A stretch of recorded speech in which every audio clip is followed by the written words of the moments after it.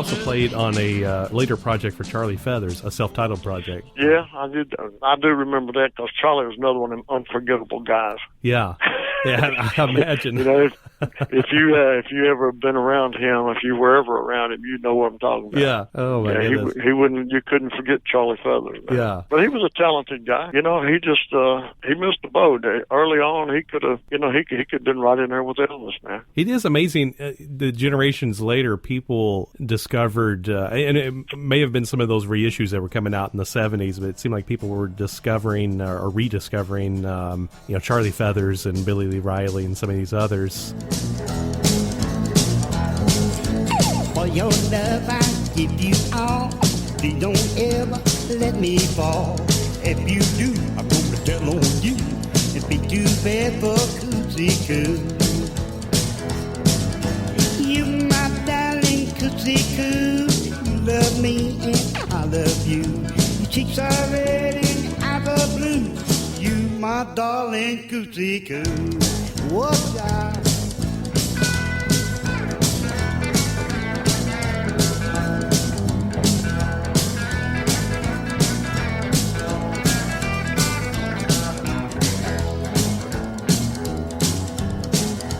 Yeah, huh? Now you can do that jitterbug. If you do not kiss and hug. If you do, I'm gonna tell on you.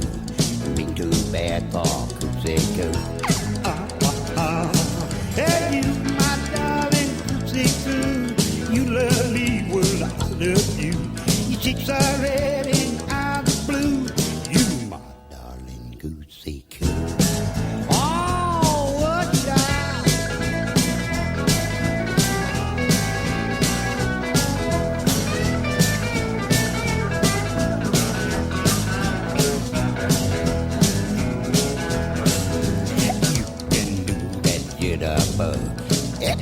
Do not kiss and hug. If you do, I'm gonna tell on you.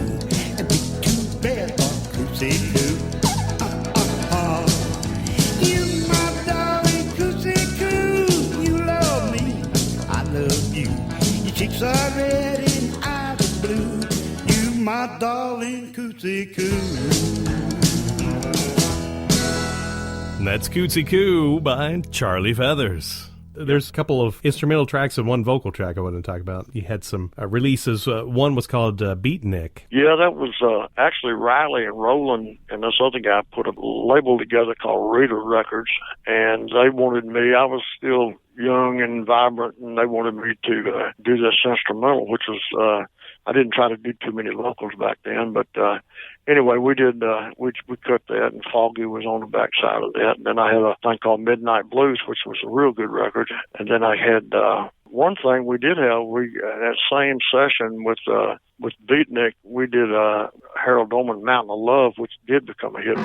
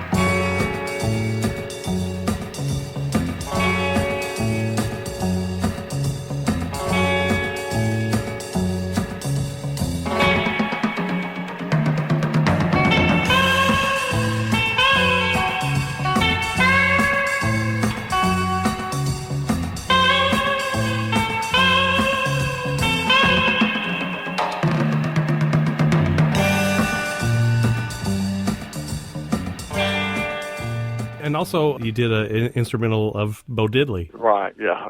And that actually turned up on Sun, on the box set of Sun instrumentals. It turned out on. So, see, I could claim being a Sun artist as well as just being a musician. Yeah, there you go. Yeah. Were you a Sun artist? Yeah, I was on Bo Diddley. Absolutely. So if you pull up the Sun instrumentals, it's actually the number one song on that CD. The number one, the very first one, I should say. That's awesome.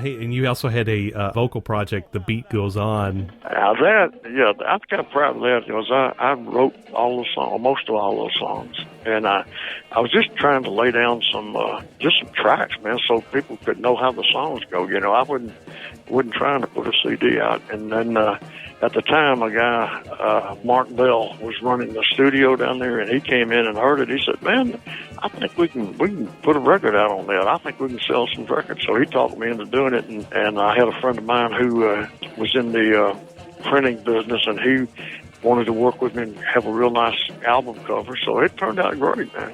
Yeah. The whole thing, yeah. There's 2 or 3 songs on there that actually I was pitching them for somebody else, but I got a couple on there that turned out really good. I got a thing called Memphis in 55, which is kind of my life story. So yeah. I like that, yeah.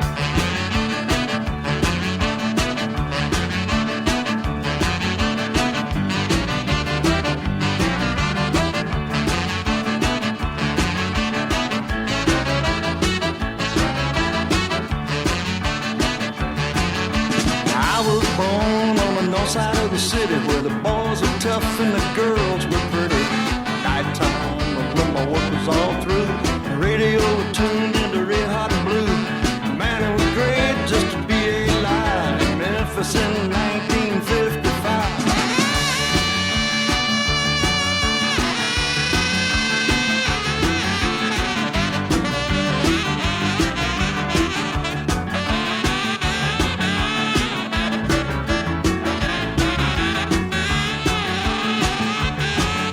Saturday night, I remember it well. Elvis was playing at the Chisco Hotel. The band was so hot, someone gave me a chill. Mississippi River tried to stand still. It was playing a song called That's Alright. Mama in Memphis on Saturday night.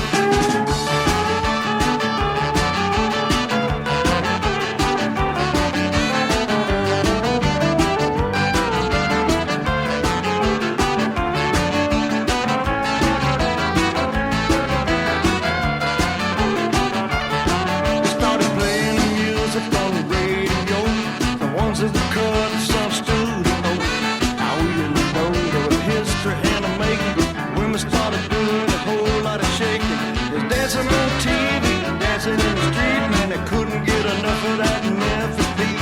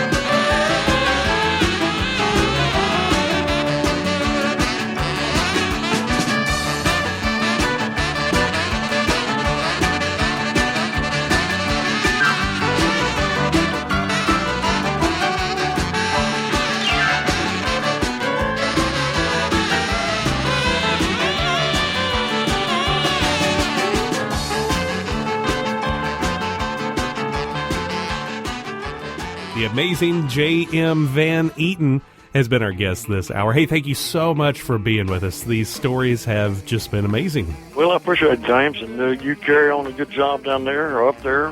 You're in Nashville, right, or above Nashville? Sure am. Yeah, I record the show here in Nashville. Yeah.